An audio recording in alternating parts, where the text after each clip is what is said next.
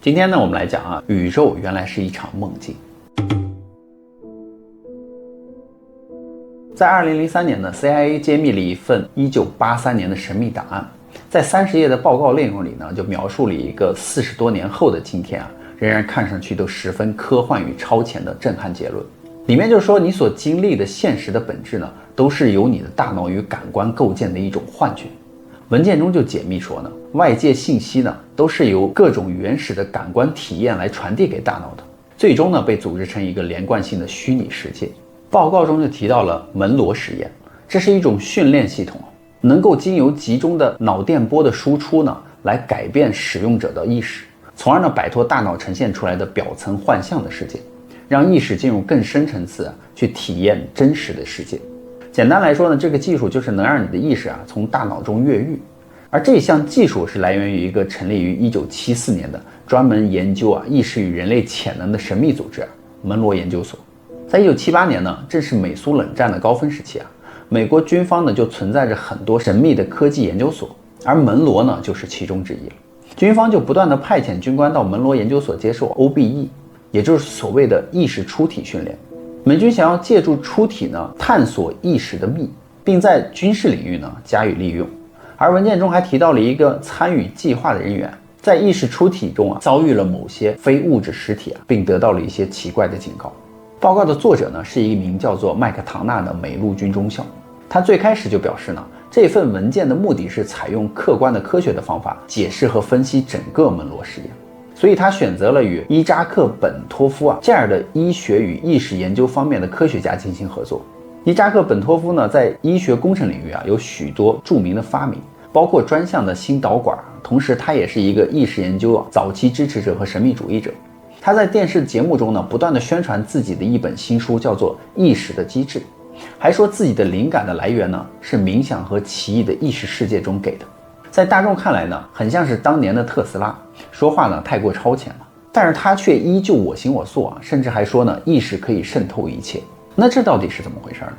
他就举例说人在正常呼吸的时候呢，我们的主动脉中由于高速的血流会在盆骨分叉处呢产生回声，那这个回声与我们的心跳的频率是错开的，这就让整个人体系统十分的不和谐。然而呢，在冥想期间由于我们会降低呼吸，心跳减慢，这样呢，主动脉回声呢就能够与心跳的频率产生共振，而使得整个人体产生同步。这个同步的节拍呢，大约就是7赫兹，恰好与大脑的潜意识之波阿尔法波呢相当，同时呢，也与地球自然的频率呢舒曼波也匹配。那利用这种共振之力呢，这就是冥想的原理。在1979年呢，他还在电视节目上说并不是我们拥有意识，而是意识拥有我们。意识呢就好像是一个驾驶员，而肉体呢就仿佛是一个汽车。当汽车坏掉的时候呢，驾驶员不会消失，而是换一辆汽车而已。紧接着呢，他还说完了这句话，又过了几周呢，本呢就遭遇了空难去世了。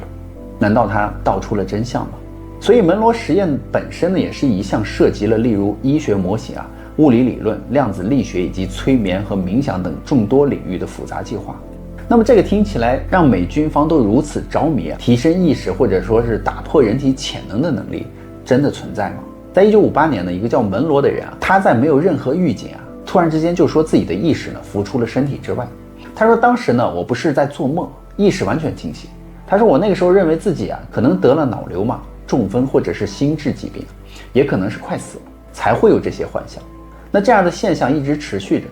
他说当时我也没有任何的办法控制它，有好几次呢，他说我就漂浮在我的身体几尺之上，他说我都吓坏了，在空中挣扎着想要回到我的肉体中。他说那个时候我都仿佛确定自己快要死了。我当时是健康状况很好，生活也很充实，拥有数家公司，还有老婆跟2个孩子。他说我的生活也很规律，酒喝得很少，没有涉及任何宗教，也不是东方哲学的信徒。他说我对于这样剧烈的改变是完全没有准备的。他说我当时还找了医生做过许多检查，医生跟我保证呢，没有脑瘤或者是任何生理异常的现象。随后这个门罗呢，他就鼓起勇气找心理医生谈谈，医生也说他没有精神疾病。而门罗说他的求生的欲望是如此的强烈，所以慢慢的他就开始学习控制出体的过程。他说那花了他整整1年，他才能够接受出体的经验这个事实。现在很多人简称为OBE 他说当时呢，恐惧逐渐的消退之后呢，取而代之的是同样迫切的好奇心。不久呢，他说我就创办了一个研究发展机构，隶属于一家私人的公司，由我与家人共同持有。后来这个机构独立出来呢，被称为门罗学院。以现代人的眼光来看呢 ，OBE 呢是一种特别的意识状态。你的意识与肉体分离啊，这个分离可以是2寸或者是2000公里，甚至是更远。在早期的 OBE 阶段呢，你似乎还保留着肉体的形状。当你对其他存在的状态更熟悉的时候呢，你的外形呢就会越来越不像人体。就好比骨胶刚从模子里拿出来一开始还会保持模子的外形，不久之后呢就会沿着边缘开始融化，成为液体了。从上面的叙述呢，很明显的我们的第2个身体呢是具有很高的可塑性的。不过有一点很重要，就是不管变成什么状态呢，你还是你。除了你会发现你的全部远比你所认为的要多得多。不管你去哪里或做什么，似乎都没有界限。那如果有的话呢，门罗就说我迄今为止还是尚未发现的。他说在他出体的状态中你不再被时空所局限，你可以在其中而不属于它。你非肉体的自我呢，在另一个能量系统中会觉得很舒服，你有一股巨大的自由感。然而你还不是全然的自由，你好比是一个气球或者是风筝被一条线牵着，而线的另一端呢，就是你的肉身。如果我们变成无意识那原因可能是头部被撞击、昏倒，或者是濒死。那意识呢，是否就像磁场由电磁产生的呢？一旦电流被切断呢，意识也会随之停止。如果我们能够调节电流的大小，是否也就能够使意识变得强或者是弱了呢？而我们如何控制这些行为呢？门罗就说欧洲有一些案例，在一次外科手术中呢，躺在手术台上的病人突然会发现自己在手术台6到8尺的上方，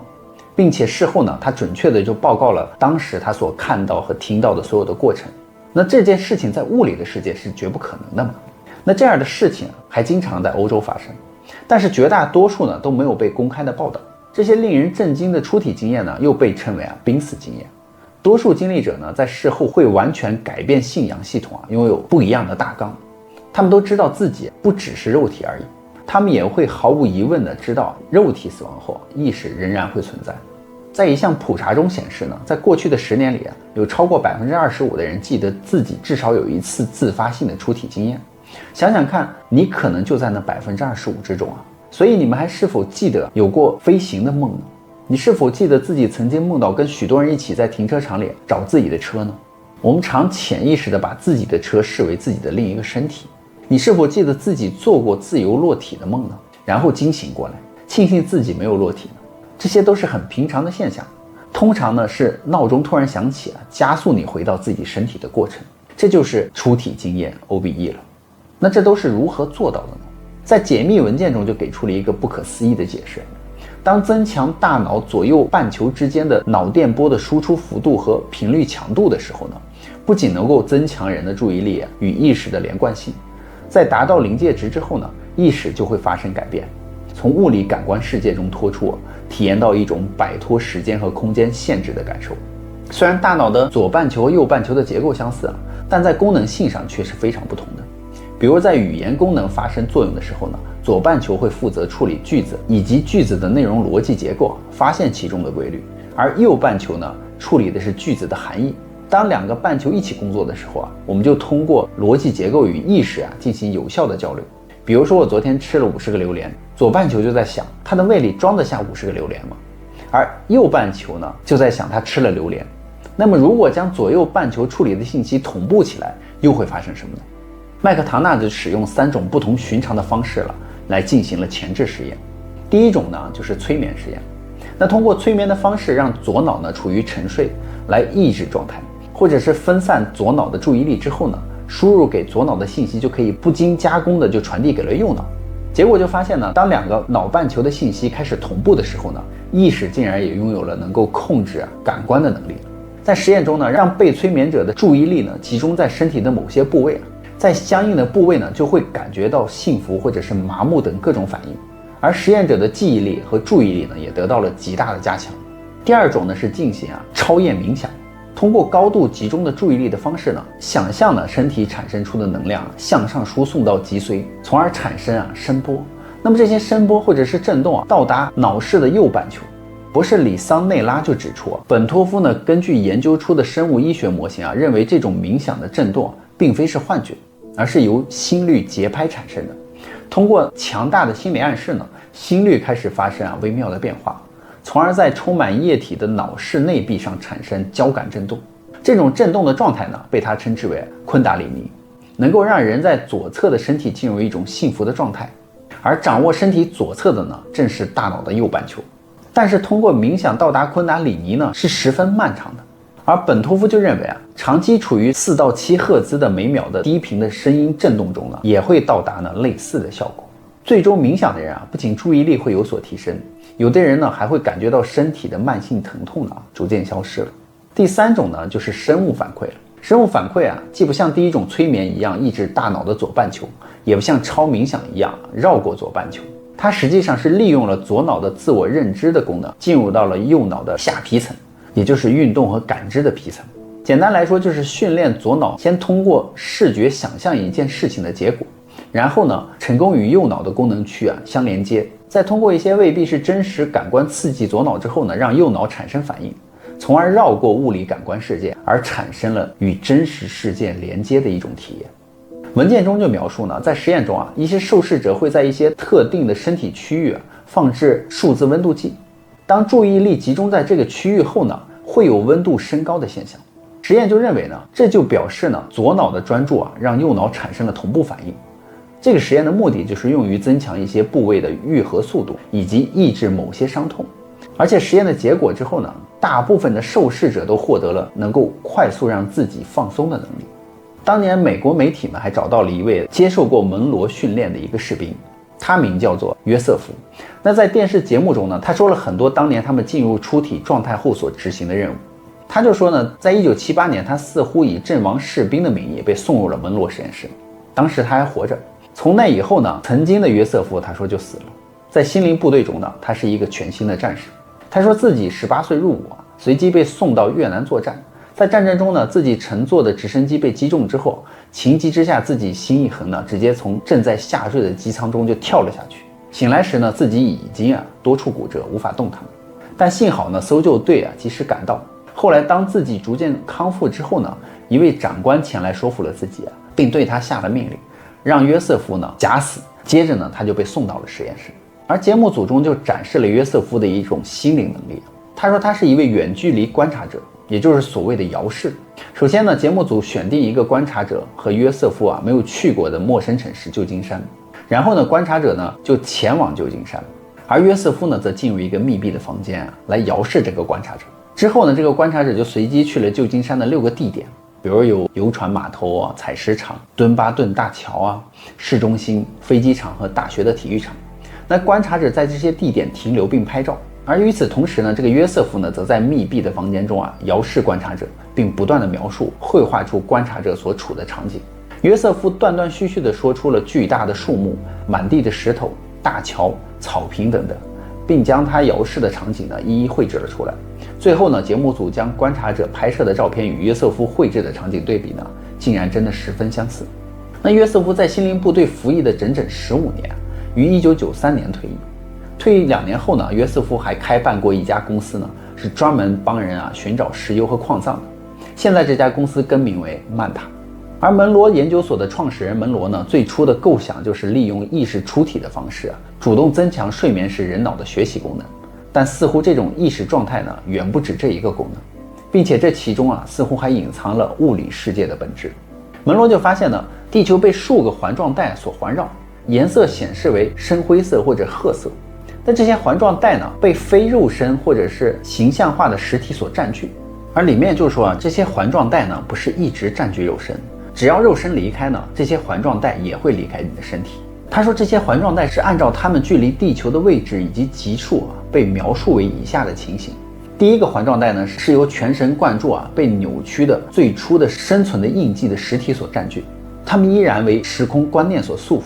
从高度发达的实体的观点看呢，门罗与他们保持经常的联系。这第一环状带反射出来的大量不和谐杂乱的思想辐射。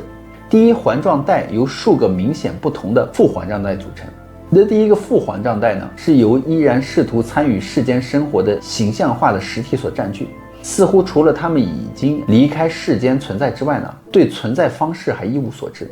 第二个环状带呢，依然与处于地球时空中的肉身相连的形象化的实体所占据，他们显然是处于脱体的状态，他们在试图继续世间清醒活动。当他们清醒过来后，回到他们的肉身之中啊，他们似乎就从他们活动的那个层面上消失了。那第三个环状带呢，永远离开了他们的世间存在的形象化的实体，但他们并没有认识到这一点，仍然在试图继续一种习惯性的世间存在，常常停留在熟悉的人的四周，并基于情感和恐惧而行动。只要在地球上还存在着特殊的人的价值呢，这个实体的数量将会持续增长。第四个环状带呢，是准备到下面的地球去经历他们最后人生经验的实体组成。这个环状带内的实体呢，就是当地球上的一个意识发达的实体离开时呢，它会迅速的穿过所有的这些环状带呢，并一眨眼之间消失不见。文件中的提到呢，被美军注意到的意识出体的现象呢，并非是一种夸张的形容，而是实际的字面意思。通俗的讲，就是意识能够离开物理的身体。而麦克唐纳呢，也试图使用科学来解释和消除这种现象的神秘感。那么问题就来了嘛，既然人类的大脑器官是一种物理结构，也就是物质组成的嘛，那么意识如何能够脱离并且转移到物理的现实之外呢，而进入幕后的宇宙之中呢？文件中就给出了一个令人震惊的答案。麦克唐纳与其他的研究人员就认为意识并非是由大脑产生的，并且严格意义上来说呢，我们所接触到的物质呢，也是不存在的。事实上，大脑并不是直接对物质进行感知。